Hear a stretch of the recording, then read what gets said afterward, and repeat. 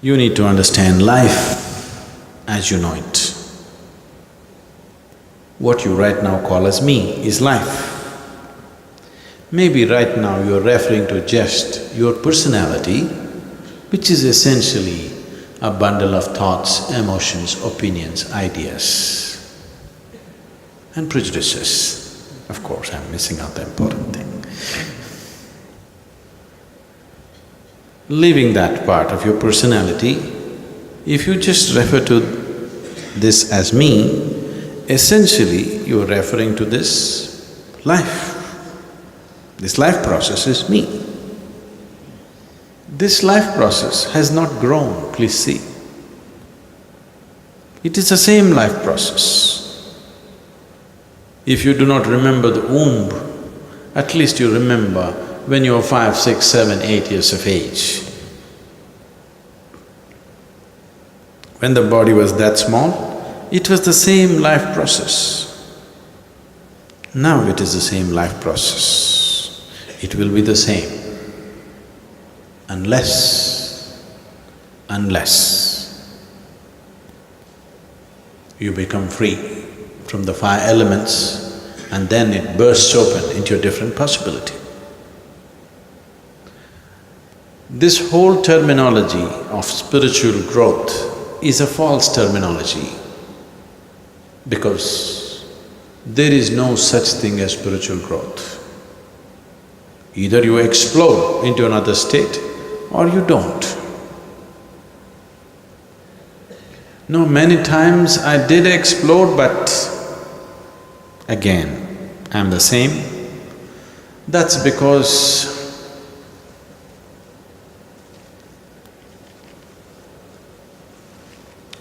during the Diwali time, if you try to light the crackers, there are some crackers, you light them, you thought they're going to go boom, but they do You light them again, then you have to really poke some, just a small little, the incense stick that you're using is not enough, you really have to put something bigger fire inside, then they go boom. But then you have to be careful because they're going to explode too quick in your face. So, your experiences of those moments when you almost exploded is like that. I almost became boundless. I want you to experiment this almost. I almost had my dinner.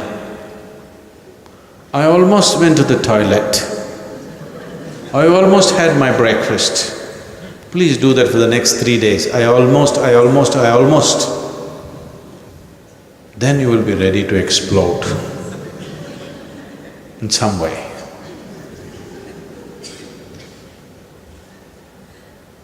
So all those things which really matter, either you do it or you don't do it. Spiritual process, you almost, you keep on almosting.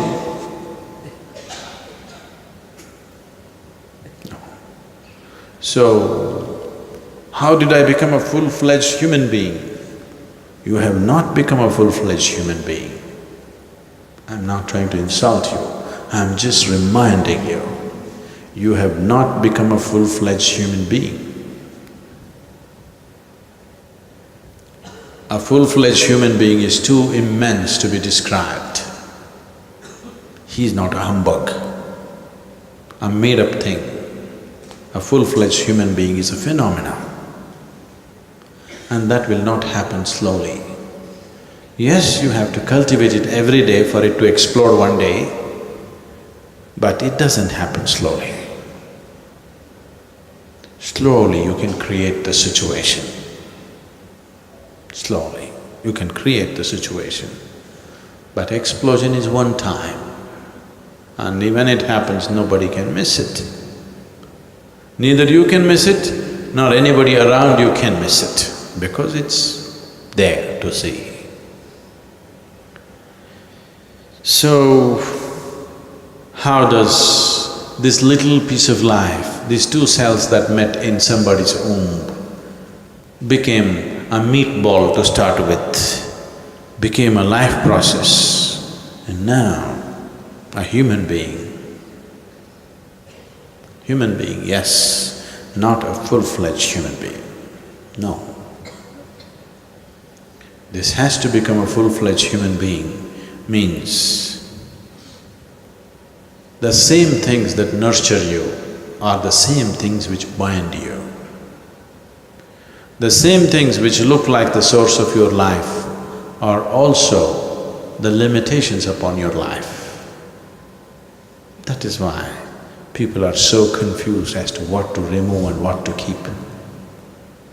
All the things that you think are the goodies or the baddies too, that's the problem.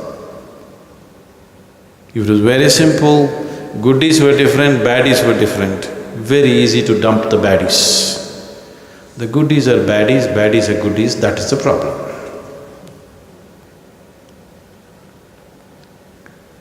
So, you have to dump the goodies and the baddies, or you have to embrace the goodies and the baddies.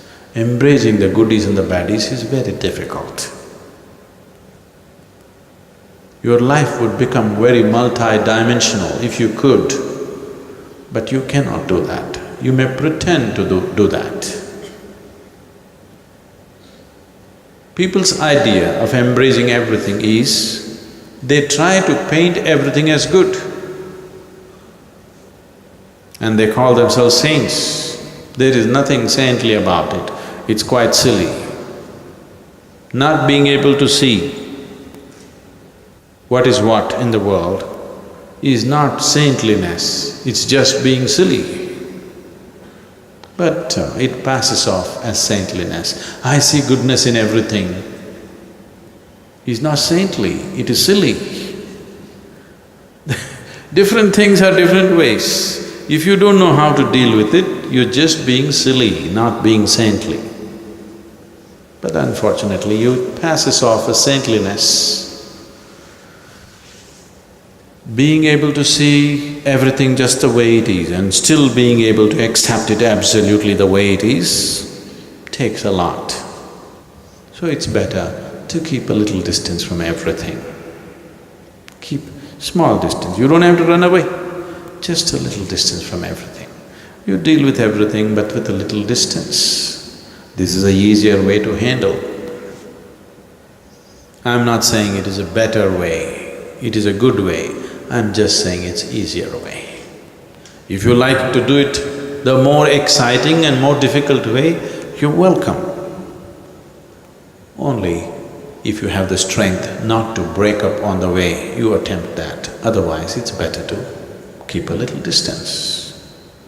You look at on everything, it doesn't matter for me whether it's good or bad. From everything I keep a little distance, from everything. Now what is this Sadhguru? Just in the beginning you were talking about love, now you're talking about distance.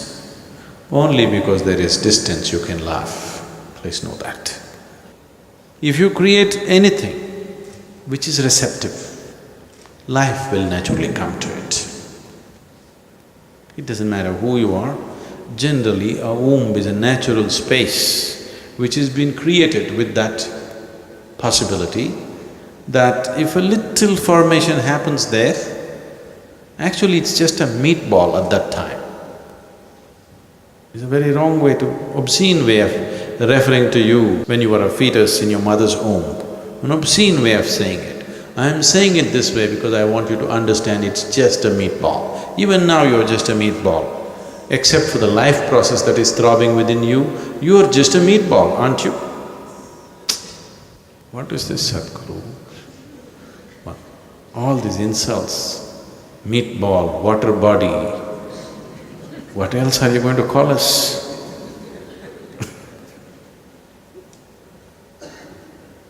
If the life doesn't throb within you, you are just a meatball. If a tiger walks in right now, he goes for you, he sees you as a meatball, I want you to know. Yes or no? He doesn't see you as a possible thief or enlightenment. He doesn't see you as some great something. He sees you as a meatball and he'll treat you as a meatball and he will make you into a meatball. Yes or no? If you don't like it, if you want to experiment, walk into the forest and see. An elephant may treat you as a football, but a tiger will treat you as a meatball. Football you're not. Some of you are working towards it, but you're not a football. That's a wrong perception of the elephant. But tiger's perception is right, you are a meatball, isn't it? So before life entered, you were definitely a meatball. But suddenly, the moment this life entered, suddenly this just meatball becomes a live process and a tremendous possibility. A little meatball, what a possibility it's become. That meatball also became a Buddha, that meatball also became a Krishna, that meatball became so many wonderful things on this planet. So I want you to understand that today what you are is not the point. If you allow it to function, this process of life, if you allow it to burst open, then the possibilities are immense. Nature has delivered you here to this level of intelligence, to this level of capability, to this level of consciousness, free. Total free ride, isn't it? From being an amoeba, a single-celled micro creature to what you are today, absolute free ride, isn't it so? Total free ride, without even you asking for it. Here, just here, you are expected to do your own thing. And don't treat it as a burden, it is a privilege that now nature has decided, the Creator has decided that you are worthy of being given a choice as to how you live. This is the greatest privilege that the Creator Himself has decided that you are worthy of being given the choice to be whichever way you want to be. Please prove your worthiness, don't disappoint Him. Lot of people in the world are depressed simply because of the Creator's work, isn't it so? They're questioning His judgment also. That which is the very basis of who you are, that which brought you from being a single-celled micro creature to who you are right now, without unasked, it brought you till here. You're questioning the judgment of that also.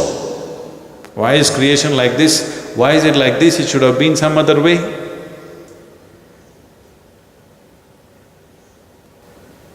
This is not intelligence. Don't ever convince yourself to think this is intelligence. This is the height of ignorance. The privilege that has been handed over to you, that now your life is your own. Everything is by choice. This moment how you are is your choice. Please enjoy the privilege.